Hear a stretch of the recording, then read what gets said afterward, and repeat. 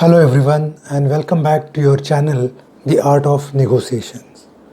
In your journey of mastering the art of negotiation, we have come up with yet another insightful topic for today. By now, you all know negotiation is a complex process and there are various factors which influence or govern the outcome of negotiation. So it is important to understand these factors so that you can improve your chances of landing a successful negotiated outcome. So let's dwell into these factors. 1. Goals and interest. There needs to be some level of alignment on goals and interest of the parties involved in negotiation. If goals and interests are itself conflicting, it is challenging to reach a mutually beneficial agreement. So interest and goal alignment is crucial. Number 2 is information and preparation. It is often seen the party which is better informed, better prepared is able to influence the outcome of negotiation much better. So let's take a simple real life example. You are buying a mobile phone from the shop. If you are better informed in terms of what models, what features you want, you will be able to negotiate better. Remember, the seller is constantly evaluating or gauging the width and the depth of the information that you have. Depending on that, he will pitch his selling price or make the concession. Similarly, in business negotiation, how prepared you are as part of preparation phase of negotiation will greatly influence the outcome of negotiation.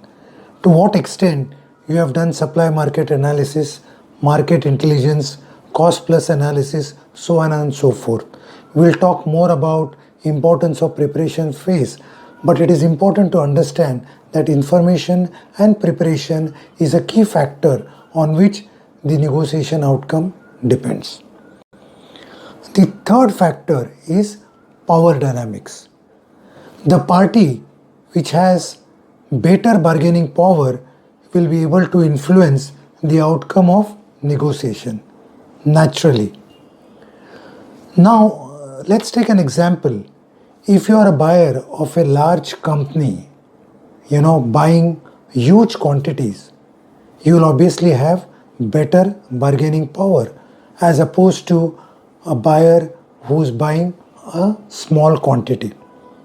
Industry leader will obviously have better bargaining power.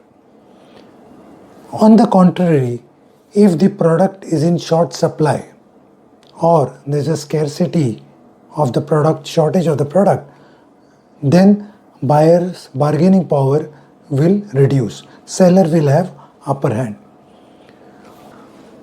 The power dynamics also depends on the nature of the product and service that you are buying. If you are buying a specialized or a monopolistic product or service, obviously the balance of power will shift on the seller's favor.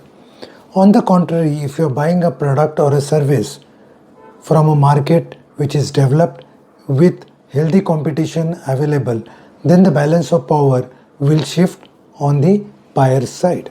Also remember, the power dynamics can be situational. It can change over a passage of time. But important to understand that the power dynamics largely influence the outcome of negotiation. The fourth factor which influences the outcome of negotiation, and this is important one, is emotions. Emotions can have a significant impact on the negotiation outcome.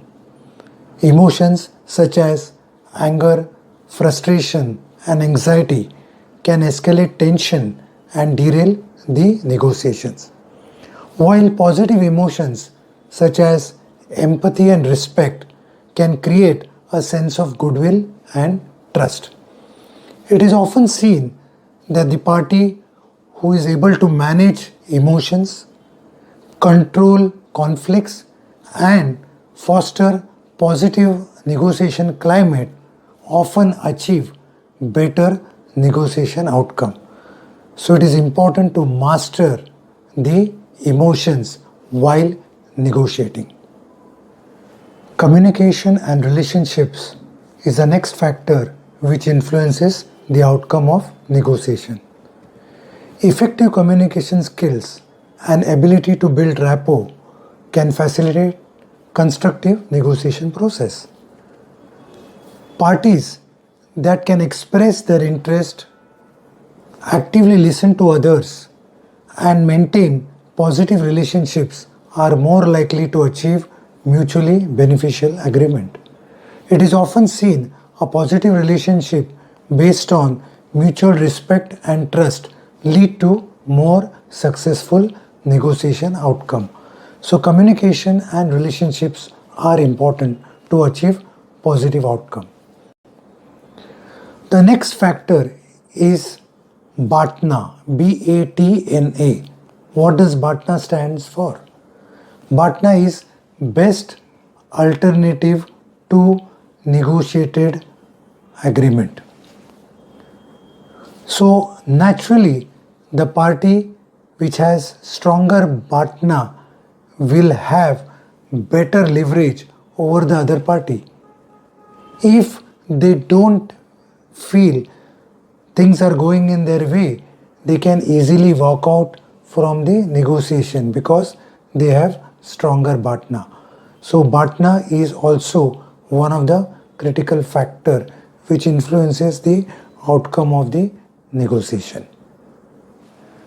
The next factor which influences the outcome of negotiation is cultural differences. Now this becomes important if you are part of a global company or negotiating internationally.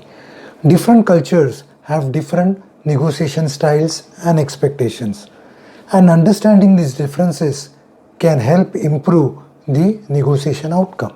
Let me just give you an example. In a Japanese culture, if somebody is doing this, doesn't mean that he is agreeing.